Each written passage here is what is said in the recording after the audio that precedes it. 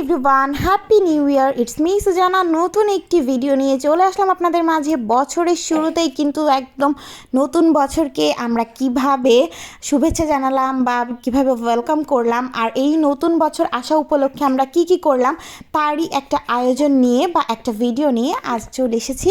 আর আশা করছি video last পর্যন্ত আমার সাথেই থাকবেন আর পুরো ভিডিওটি এনজয় করবেন। আশা করছি ভিডিওটি আপনাদের অনেক অনেক ভালো লাগবে। তো নতুন বছর যেহেতু আসতে চলেছে, এটাকে যদি আমরা একটু সেলিব্রেশন না করি তাহলে কি ভালো লাগে বলুন তো? কারণ এই বছরটা আমাদেরকে জানি না কি দিবে, কি হারাবো, কি পাবো। আসলে এই সব কিছু চিন্তাভাবনা নিয়ে কিন্তু একটা নতুন বছর স্টার্ট হয়।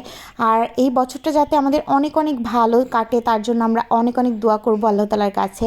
আর নতুন বছরকে উদযাপন করার জন্য আমি বানিয়ে নিলাম একটা কেক। তো কেক যেহেতু মানে বানাতে পারি বা হোম বেকার হয়ে কেক মেক করব না, এটা তো হতেই পারে না। আর সেলিব্রেশনে কেক না হলে কিন্তু একদমই জমে না। তো আজকের কেকটা আমি রেখেছি 2 পাউন্ডের লেমন ফ্লেভারের একটা কেক। এই কেকটা আমার খুবই পছন্দের, মানে এই ফ্লেভারটা আমার খুবই পছন্দের, একদম ইউনিক আনকমন একটা ফ্লেভার। অনেকেরই হয়তো বা এইটা অনেক পছন্দের। তো যাই হোক, আমরা কিন্তু সচরাচর ভ্যানিলা আর চকলেটের মধ্যেই সীমাবদ্ধ থাকি। এদিকে ওদিকে আরও যে অনেক মজার মজার ফ্লেভার আছে এটা আমরা ভুলেই যাই। তো এই যে আমি রাতে হচ্ছে কেকটা কমপ্লিট করলাম, মানে এটা হচ্ছে 30 তারিখ রাতে আমি কেকটা কমপ্লিট করেছি, করে এটা ফ্রিজে সেট হতে দিয়েছি। আমার কাছে মনে হয় কেকটা যত টাইম আমি ফ্রিজে সেট হতে রাখি এটা খেতে আরও বেশি মজা হয়ে যায়। ক্রিমগুলো একদম আইসক্রিমের মতো ফ্লেভার দেয়। তো যাই হোক, এই যে পরের দিন সকালে মানে 31 তারিখ সকালে ঘুম থেকে উঠে গেলাম আর আমার 2টা আন্ডা বাচ্চাকে ঘুম থেকে উঠানোর ট্রাই করছিলাম। আজ আমরা যাব আম্মুর বাসাতে, কারণ 31st নাইটে আমরা কিন্তু প্রতি বছর চেষ্টা করি পিকনিক করার। তো এইবারও কিভাবে মিস করতে পারি, তো পিকনিক করব আমরা সবাই একসাথে। অলরেডি বাজার টাজার করা কমপ্লিট হয়ে গিয়েছে। তারপরে এখন গিয়ে আমরা সবাই একসাথে রান্না বান্না করব। তো আম্মুর ওখানে আমার ভাবিরা আছে, তারপর আমার খালামুনিরা, সবাই আমরা একসাথে পিকনিক করব। আর কেকটা আমি এখন প্যাক করব, তারপরে আমি রেডি হয়ে চলে যাব। ওদেরকে আমি এরই মাঝে কিন্তু রেডিও করে নিয়েছি, দুইজনকে রেডি করে সাইড করে তারপরে কেকটা সেট করতে নিয়ে যাচ্ছি। তো এই হচ্ছে আমার কেকের ফাইনাল লুকটা। কেমন লেগেছে কমেন্টস করে জানাবেন, কারণ কেকটা আমার কাছে ভীষণ ভালো লেগেছে আর সবাই দেখে অনেক বেশি পছন্দ করেছে। কিন্তু আমি বুঝতে পারছি না ক্যামেরাতে কালার ঠিকমতো বোঝা যাচ্ছে কি না, কারণ এটা এত আই সেটিং হয়েছিল, কালারটা খুবই ভালো লাগছিল সামনাসামনি দেখতে। আর এই যে এদিকে মেহু একটা পাশ হয়ে শুয়ে আছে, নিজের হাত দেখায় সে বিজি। তো যাই হোক, আমি এই যে সারাকে রেডি করে নিয়েছি, সারা হাই করছে, আপনাদেরকে হাই বলছে, আর ও কেক দেখে অনেক এক্সাইটেড। এদিকে আমার হেল্পিং হ্যান্ড আমার খালা, উনি হচ্ছে সাহিরকে নিয়ে নিল, কারণ হচ্ছে খালা আম্মুর কাছেও যাবে, মানে উনি আমাকেও হেল্প করে আম্মুকেও হেল্প করে। তো এখান থেকে আম্মুর কাছে যাবে, তো এই কারণে হচ্ছে ওনাকে সাথে করে নিয়েই আমরা এখন রওনা দিব আম্মুর বাসার উদ্দেশ্যে। আর এই যে এরই মধ্যে আম্মুর বাসাতে চলে আসলাম। খালা আমাদের পিকনিকের জন্য সবজিগুলো কাট করে দিল, তো কেটে ও একটা সাইডে রেখে দিল, আর এখন ওর বাদবাকি কাজ করবে। আমি চলে আসলাম আমার খুবই পছন্দের আর আমার হাতের এই রেসিপিটা সবাই অনেক পছন্দ করে, তো রেসিপিটা মেক করার জন্য। এটা কি, আজ আমরা বানাবো চিকেন রোস্ট, মানে আমাদের পিকনিকের মেনুতে আছে হচ্ছে চিকেন রোস্ট। চিকেন রোস্টটা আমি রেডি করব, কারণ সবার হচ্ছে রিকোয়েস্ট ছিল যে চিকেন রোস্টটা যাতে আমি রেডি করি। তো যাই হোক, যেহেতু পিকনিক সবাই ভাগযোগ করে কাজ করতে হবে, তা না হলে কিন্তু পিকনিকে একদমই মজা হবে না। তো চিকেন রোস্টে আমি যেটা ইউজ করি সেটা হচ্ছে বাদাম। তো বাদামটা আমি একটু ভেজে নিচ্ছি, কারণ কাঁচা বাদাম যদি আমরা রান্নাতে ইউজ করি তাহলে একটা কাঁচা কাঁচা ফ্লেভার কিন্তু থেকেই যায়। এই ফ্লেভারটা যাওয়ার জন্য আসলে বাদামটা একটু ভেজে নেওয়া। তো ভেজে আমি একটা সাইডে রাখলাম। এদিকে আমাদের পিকনিকের জন্য মাংসগুলো রেডি করা হচ্ছে, চিকেনগুলো। যেহেতু আমরা অনেকজন সদস্য একসাথে পিকনিক করছি, অনেকজন বলতে প্রায় 15 জনের মতো। তো হচ্ছে সবার জন্য আমার চাচি হচ্ছে মুরগিগুলো পিস করছিল, মানে চিকেনের যে রোস্টের পিস সেটা করছিল। এদিকে আমার বাদামটা ভাজা কমপ্লিট, আর এখানে আমি খোসাগুলো একটু ছাড়িয়ে নিচ্ছি। বাদামের খোসা ছাড়ানো এই ব্যাপারটা খুব ভালো লাগে, কিন্তু এটাতে এত বেশি ঘর নোংরা করে মানে বলার বাহিরে। মানে বাদামের এই ময়লাগুলো একদমই যেতে চায় না। তো যাই হোক, এই যে বাদামগুলো আমি এখানে সব ছাড়িয়ে নিলাম। এখন এটা পেস্ট করার দেখার পালা। তো এখন আমি এটা একটা ব্লেন্ডার জারের মধ্যে দিয়ে দিব, আর সাথে কিন্তু আর একটা জিনিস অ্যাড করব। এটাই হচ্ছে চিকেনের একদম ফ্লেভার আর টেস্টটাই চেঞ্জ করে দেয়। মানে এইটা আপনারা যখন চিকেন রোস্ট করবেন অবশ্যই অ্যাড করবেন, এটার কারণেই কিন্তু অনেক বেশি মজা হয়ে যায়। তো যাই হোক, এদিকে চিকেনগুলো আমি ধুয়ে নিয়ে একটু লবণ ছড়িয়ে মাখিয়ে কিছুক্ষণের জন্য রেখে দিব, কারণ লবণটা মাখিয়ে রাখলে পারে অনেক সুন্দর টেস্ট হয়, চিকেনের ভেতরে লবণটা খুব সুন্দরভাবে যায়। এখানে আমি পরিমাণ মতো তেল দিয়ে দিচ্ছি। এই তেলের মধ্যে কিন্তু আমি চিকেনটাও ফ্রাই করব, সাথে একটু পেঁয়াজও বেরেস্তা করে নিব। তো এই যে পেঁয়াজ, এখানে আমাদের পিকনিকের পেঁয়াজগুলোও কেটে রাখা হয়ে গেছে একটা সাইডে। এখান থেকে আমি কিছুটা পেঁয়াজ, মানে যতটুকু আমার প্রয়োজন ততটুকু আমি এখানে অ্যাড করছি। তারপরে এটাকে সুন্দর করে বেরেস্তা করে নিব। আস্তে ধীরে ভাজতে হবে, তা না হলে কিন্তু পুড়ে যাবে।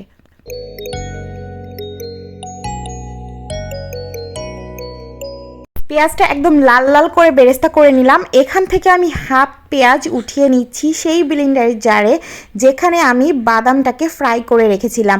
আর এটাই হচ্ছে আমার সিক্রেট ইনগ্রিডিয়েন্টস, আমার রোস্টের মানে ফ্লেভারটাই এটা চেঞ্জ করে দেয়। এটা হচ্ছে পেঁয়াজ বেরেস্তা আর বাদাম। আপনারা অবশ্যই ট্রাই করবেন যখন রোস্টটা রান্না করবেন যে একটু বাদাম আর পেঁয়াজ বেরেস্তাটা দিতে। এটা কিন্তু একসাথে সুন্দরভাবে ব্লেন্ড করতে হবে। তো যাই হোক, আমি ওটা রেখে দিলাম একটা সাইডে ব্লেন্ড করে, আর বাকি পেঁয়াজ বেরেস্তাটা উঠিয়ে রাখলাম। এখন আমি সেম তেলের মধ্যে চিকেনগুলোকে ফ্রাই করে নিব। রোস্টেড চিকেন ফ্রাই না করলে কিন্তু খেতে মজা লাগে না।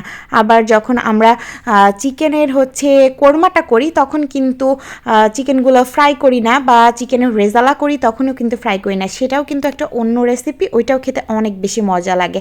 তো যাই হোক, এই চিকেন রোস্টটা সবাই অনেক পছন্দ করে দেখে আমি এটার ফুল রেসিপিটা আজকের ব্লগে শেয়ার করছি আপনাদের সাথে। জানি না কেমন লাগছে, আর আপনারা কে কীভাবে আরও মজাদার করে চিকেন রোস্ট করেন সেটা কিন্তু আমাকে কমেন্টস বক্সে জানাতে পারেন, কারণ এর থেকে আমরা একে অপরের থেকে অনেক ভালো ভালো রান্নার টিপস পাবো, আর আরও অনেক ভালো ভালো করে রান্না করে আমাদের পরিবারের মানুষজনকে খাওয়াতে পারবো।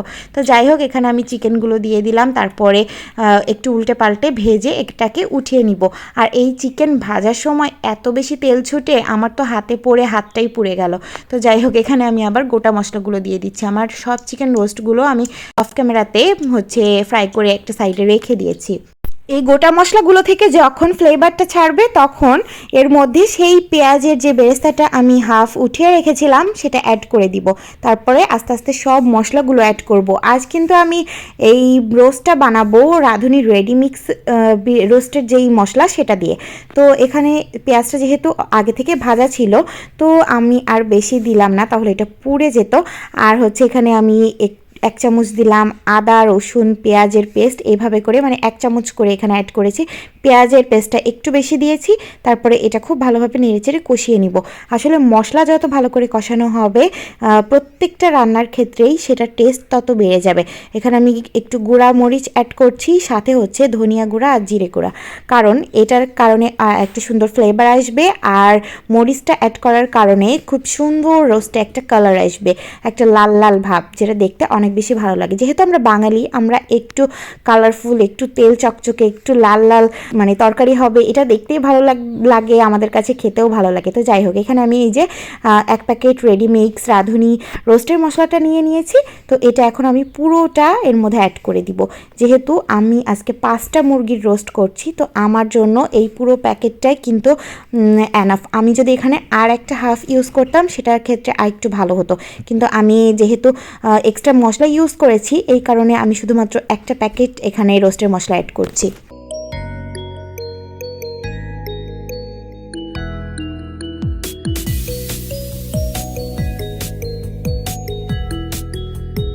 রোস্টে একটু টকটক ফ্লেভার আসার জন্য এখানে আমি টক দই ইউজ করছি। আর টক দইটা অনেকে আছেন যে আবার হচ্ছে বোল থেকে আলাদা করে তারপর ওটাকে ফেটিয়ে তারপরে ইউজ করেন। আমি বাবা এত ঝামেলার মধ্যে একদমই যেতে আমার ভালো লাগে না, মানে যেটা শর্টকাট রান্না হয় কিন্তু মজার হবে খেতে, আমি এরকম রান্নাই আসলে করি।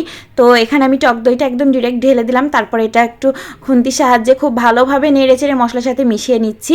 আর এটা কিছুক্ষণ পরেই কিন্তু একদম সুন্দরভাবে মশলার সাথে একদম ফিক্স হয়ে যাবে আর খুব সুন্দরভাবে মিশেও যাবে।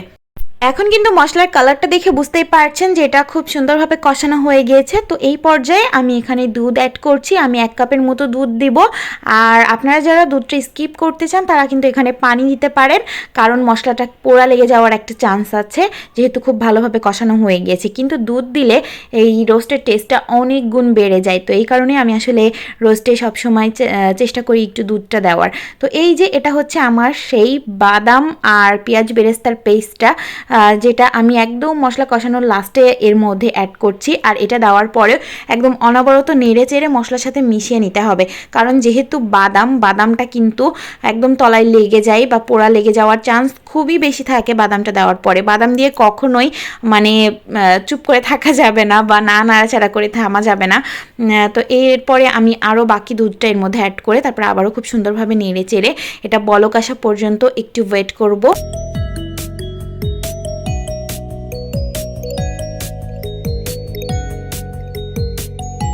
মশলাটাতে খুব সুন্দরভাবে বলক আসার পরে এখানে আমি চিকেন রোস্টগুলো দিয়ে দিচ্ছি, যেগুলো আমি ফ্রাই করে সাইডে রেখেছিলাম। তো এটা দেওয়ার পরে খুব ভালোভাবে নেড়ে চেড়ে এটা মিশিয়ে নিতে হবে, মানে কষিয়ে নিতে হবে। তো এই পর্যায়ে অল্প অল্প করে গরম পানি অ্যাড করেছি, আর হচ্ছে এই চিকেনটাকে নেড়ে চেড়ে খুব সুন্দরভাবে কষিয়ে নিয়েছি। আর কালারটা দেখেই বুঝতে পারছেন যে কষানোতেই কিন্তু একটা সুন্দর কালার চলে এসছে। আর ফ্লেভার সেটা তো বলার বাহিরে, মানে এত সুন্দর একটা ফ্লেভার আসছিল এটা থেকে। যারা আপনারা দেখে বুঝতে পারছেন অনেক ভালো যারা রান্না করেন বা যাদের রান্নার উপরে অল্প একটু দক্ষতা আছে, তারাই কিন্তু বুঝতে পারবেন যে এটা কতটা পারফেক্ট হয়েছে, কালারটা দেখে বুঝতে পারবেন।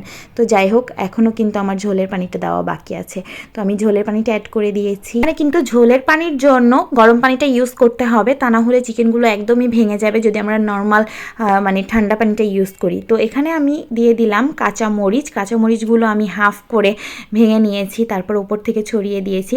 কাঁচামরিচের এই ফ্লেভারটা এত বেশি ভালো লাগে রোস্টের মধ্যে। আর সাথে দিয়ে দিলাম টেস্ট ব্যালেন্সের জন্য 2 টেবিল চামচ মতো চিনি। তো চিনিটা দিলে, যেহেতু আমি টক দই ইউজ করেছিলাম আগে মশলা কষানোর সময়, আর সাথে দুধ ছিল, তো চিনিটা দিলে একদম পারফেক্ট একটা টেক্সচার চলে আসবে বা হচ্ছে টেস্ট চলে আসবে। তো এখন আমি একটু ওয়েট করে নিব এই পানিটা শুকিয়ে আসা পর্যন্ত। আমার রোস্ট কিন্তু একদমই রেডি হয়ে যাবে ঝোলের পানিটা শুধুমাত্র শুকিয়ে আসলেই।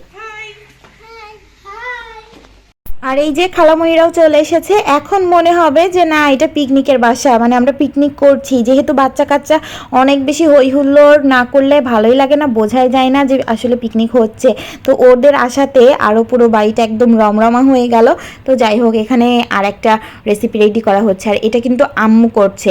আম্মুর হাতের এই রান্নাটা এত বেশি মজার। এটা হচ্ছে ফুলকপি আলুর একটা সবজি। যেহেতু এখন শীতের সিজন, আর শীতের সিজনে ফুলকপি হবে না এটা তো হতেই পারে না। আর আমার খুবই পছন্দের একটা সবজি, আর সবাই এই সবজিটা খেতে অনেক বেশি পছন্দ করে। যেহেতু আজকে পিকনিকে পোলাও হচ্ছে, পোলাওয়ের সাথে এই রেসিপিটা থাকলে একদম পোলাওটা জমে যায়, মানে এটা থাকলে আমার কাছে আর মাংসও লাগে না।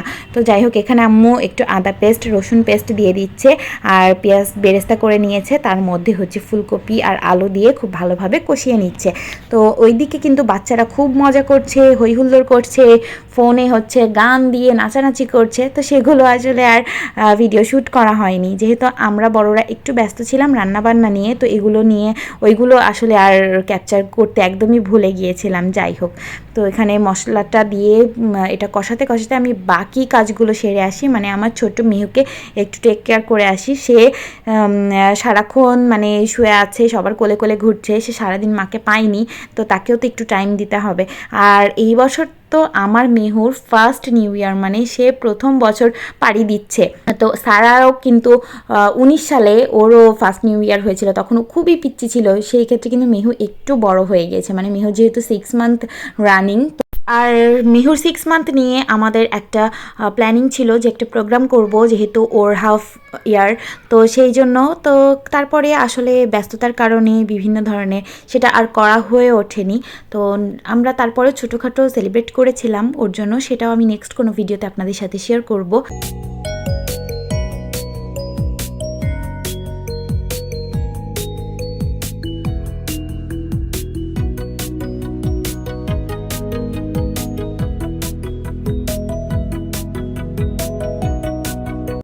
পিকনিকের রান্না বান্না চলছে, সাথে আমাদের হই হুল্লোড়। আর রান্নাটা প্রায় শেষের পথে। এদিকে ভাবিকে বসিয়ে দিলাম সালাদ কাটার জন্য। ভাবি অনেক সুন্দর করে সালাদ কাটতে পারে, মানে অনেক ছোট ছোট স্লাইস করে। এদিকে পোলাওয়ের চালটা ধুয়ে পাতিলে রাখা হয়ে গেছে, যেহেতু রাইস কুকারে পোলাওটা আমরা বসাবো। তো রাইস কুকার, 2টা রাইস কুকারে আসলে দেওয়া হবে অর্ধেক অর্ধেক করে। তো এদিকে হচ্ছে এই ফুলকপির তরকারিটাও একদম রেডি। আর এটা এত বেশি ইয়ামি হয়েছিল, মানে দেখতেই অনেক ভালো লাগছিল, খেতেও অনেক ভালো হয়েছিল। এদিকে আম্মুর সিক্রেট একটা মশলা, সেটা এখানে ইউজ করলো। এটা দেওয়ার পরে মানে তরকারির স্বাদটা আরও বহু গুণ বেড়ে যায়। এমনিতেই খেতে ভালো লাগে, আর এটা ইউজ করলে তো আরও অনেক বেশি মজা লাগে। আর এই যে এরই মধ্যে সব খাবার দাবার একদম রেডি। তো আমি এখানে টেবিলে সবগুলো সাজিয়ে নিলাম। আর এখানে কিন্তু সেই মজাদার লেমন কেকটাও দিয়ে দিয়েছি, যেটা কিন্তু খাবারের মানে পুরো খাবারের টেবিলের লুকটাই চেঞ্জ করে দিয়েছে। এখন বাচ্চাদের ডিমান্ড হলো কখন কেকটা কাট করব। যখন আমি চিকেন রোস্টটা বানাই তখন তারা বায়না করছিল কখন রোস্টটা হবে আর তারা টেস্ট করবে। বাট কেকটা এখানে রাখার পর থেকে তাদের আবদার তো পুরোই ভিন্ন। তারা এখন কেক কখন খাবে সেটার জন্য ওয়েট করছে। যেহেতু খালামণিরা বাসায় চলে যাবে, তারপরে অনেকটা রাতও হয়ে গিয়েছে, তো আমরা খাবারটা সুন্দর করে ভাগাভাগি করছিলাম, কারণ আমাদের একসাথে বসে খাওয়াটা আসলে হয়নি। রান্নাবান্না হই হুল্লোড় মজা সব একসাথে হলেও খাবার কিন্তু আমরা যে যার বাসাতে গিয়েই খেয়েছি। যেহেতু রাত হয়ে গেছে, সবারই বাচ্চা আছে, একসাথে বসে আসলে সবার টাইমিংও সেম হয়নি, তো এই কারণে একসাথে বসে আর খাওয়া দাওয়াটা করা হয়নি। তো এখানে সুন্দরভাবে সবাইকে সমান করে ভাগ করছিলাম। আর প্রত্যেকটা পিকনিকে এই ভাগাভাগির ব্যাপারটা কিন্তু আমার ঘাড়েই পড়ে, মানে আমি নাকি খুব সুন্দরভাবে ভাগ করতে পারি, তো এই জন্য এই সুন্দরভাবে ভাগ করার জন্য সব কিছু আমাকেই দেওয়া হয় দায়িত্বটা। তো আমারও ভালো লাগে সুন্দরভাবে সব কিছু সমান করে ভাগ করতে। তো সবাই হচ্ছে আমাকে হেল্প করছিল, অনেক ভাবি হেল্প করছিল, তারপরে খালামণি হেল্প করছিল। তো এরপরে সব কিছু সুন্দর করে সাইড করার পরে চলে আসলাম কেকটা কাট করতে। আর এখনই হলো বাচ্চাদের কাছে নিউ ইয়ারের আসল মজা, মানে তারা এই মুহূর্তটার জন্যই অনেক ওয়েট করছিল যে নিউ ইয়ারের কেক কখন তারা কাট করবে।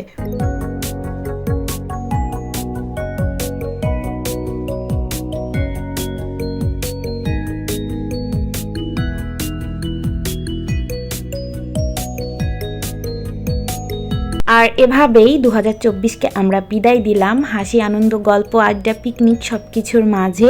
আর 2025কে আমরা ওয়েলকাম জানালাম আমাদের জীবনে। জানি না 2025-এ কী হতে চলেছে বা কী হবে, কিন্তু আমরা সবাই সবার জন্য অনেক দোয়া করব, যাতে সবাই অনেক ভালো থাকি, হাসি খুশি থাকতে পারি, ফ্যামিলির সাথে থাকতে পারি। আর আমাদের বাবা মা, সন্তান, স্বামী সবার যেন আল্লাহ তাআলা নেক হায়াত দান করে আর লম্বা হায়াত দান করেন। আর যারা এতক্ষণ পর্যন্ত আমার সাথে ছিলেন তাদেরকে অসংখ্য ধন্যবাদ। যাদের কাছে ভিডিওটি ভালো লেগেছে তারা প্লিজ একটা লাইক করবেন, কমেন্টস করবেন, শেয়ার করবেন আপনাদের আপনজনদের সাথে। আল্লাহ হাফেজ।